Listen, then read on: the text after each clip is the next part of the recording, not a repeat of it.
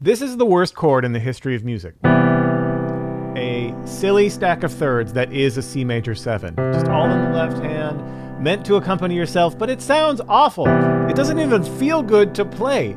It's the worst possible choice for this chord. If you want to play a C major sound, please never play this chord. The second worst sounding voicing in the history of music, this G7, also just a silly stack of thirds. The only thing that makes it slightly better is it's a little bit lower, which somehow makes it in a worse range, but a little more interesting. Still, never play this. The third worst chord voicing in the history of music, this D minor 7, that's again a ridiculous stack of thirds. Don't ever do this. It's a terrible choice no matter what you're playing. So never play this. Even again, if you were to play these and play something halfway decent, it's ruined by this garbage going on here in our left hand. Luckily, there's a 3-step process to make this better. Let's start with our C major 7, this terrible stack of thirds. First, just take the 5th away completely. Don't need it. Already way more interesting, right? Because now we've got a 3rd and then we've got a 5th. But also, most of the time, I'm playing with a bass player, so I don't even need this C. Bam. E and B. Way better. If we have a bass player, look at that, C major 7. It's got everything we need. It's got the 3rd, it's got the 7. However, this could be slightly sparse for when we're trying to play our hip stuff. So let's add some color to it. Let's add the 9th, which is D, and let's add the 13th, which is A. Now we're on to something.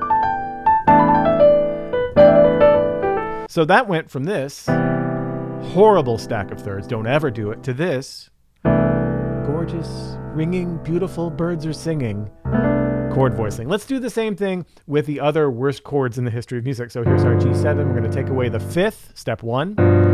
That's better already. Let's take away the root because we don't need it. That's better, but it's still a little low. Let's take that B and go up an octave. There we go. That's nice. We put a G in the bass as if we have a bass player.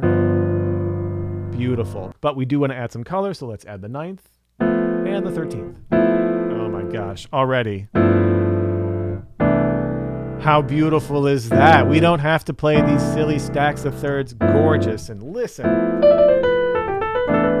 Oh, so pretty. For our final chord, the beautiful, romantic, misty D minor 7. Same process. We're going to get rid of the 5th. We're going to get rid of the root. There's where our bass player would be. We're going to add the 9th for color. And instead of the 13th, let's add the 11th, the G. Listen to that. That's our D. That's a D minor 7 with some style, right? With some smoke. Let's put these all together. D minor 7, G7, C major 7. It's just so much better.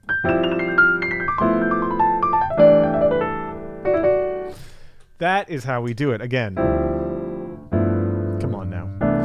Now, one bonus thing, taking it to the next level. Yeah, you can use these to accompany yourself as you're playing, but you could also use them as support for larger voicings as you comp for other people. So our D minor 7 here, if we just add a little spread, A, E, and A in our right hand to that chord, listen to that. And then we can just keep that A, E, and A for the G7.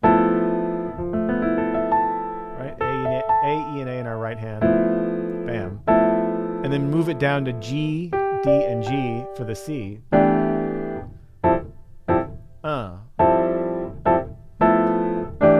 How good is that?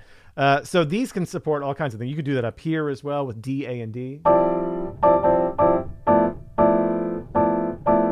Let's keep it right there. It sounds so good. I'll add one more thing to this. The only thing worse than this, the only thing worse is this. The doppio. Double. Never. What are you doing? Never do that. And then the only thing worse than this is maybe this. Nobody wants to hear that. Or this.